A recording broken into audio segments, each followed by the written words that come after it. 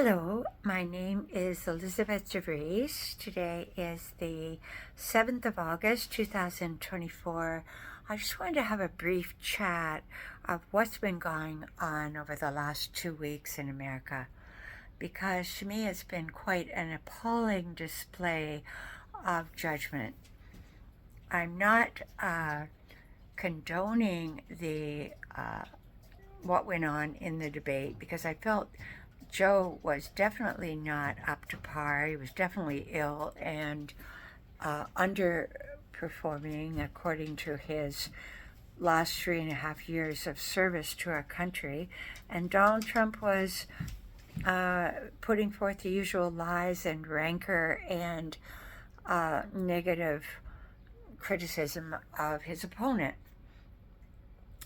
So debates could be something quite different. They could be something where people actually exchange differing perspectives and try to find a common bridge that brings them back toward each other. I know this sounds like the ultimate idealist, but what I really wanted to talk about today was the reaction of the country, the reaction of the media, which was absolutely appalling.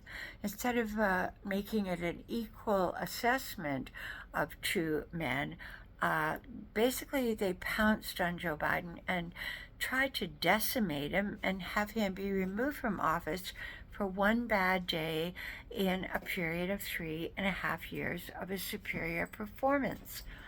And that really got my goat, and I got mad at the New York Times. I wrote them a long letter. I've written a few things on Facebook. I'm not here today to make the case for Joe Biden. What totally opened my heart and pleasantly surprised me about Americans was the fact of how deeply the hearts were opened in sympathy and empathy to Joe, and his ratings actually improved. People actually realized the depth of their love for him and for his goodness, and that really gave me hope. Not whether they chose him over someone else, but that we were actually allowing our heart to lead us in our choice of a leader. Because when it comes right down to it, our capacity to love is all that we have. And may we choose a leader who has an equal capacity to love. Being born 4 days behind Joe Biden, as I've said before, ad nauseum, I deeply understand his Scorpio soul. I too have lost 2 children and had the third one go through an indictment because of mental illness, where his son went through the indictment through an addiction, which is a form of illness. So I really get how he has come through suffering and allowed it to enlarge his perspective on life and to increase his compassion for his fellow man. And what really made me happy about the American people is how many of them, their hearts have opened and said, we can't be mean to someone that's put their heart and soul out there for us for 50 years, and in the last 3.5 years has done a lot of positive things for the common man, regardless of his political affiliation. And there was a sense of mercy emerging and a sense of heartfelt love that was awakened in people. And I find that hopeful.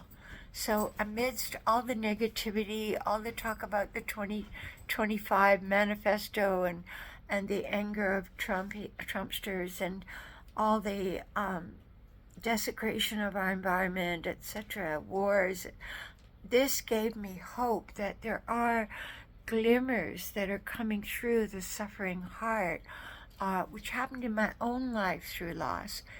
Parts of my heart opened, and I actually had more capability to embody my true self. And this is how I relate to Joe. I feel that he also, through the suffering and loss and pain of having to say goodbye to his children, something wonderful was born in him. Some kind of a feeling and a sense of knowing of what mankind goes through. And this is what people realized. And so I'm grateful. I just wanted to say I'm grateful for that unexpected shift through compassion. So I thank you for that. And my heart, may we keep our hearts open now, not just to the Democrats, but to all of life, to people all over the world. May we really feel this mercy pour forth from our heart, even for Trump, to send that love even to him, that we can all raise our consciousness and realize that there are specters of the golden age appearing on the horizon of our being. And may we embrace them from the highest and best that we are all capable of. Thank you, and I hope to hop on with different thoughts over the next few weeks.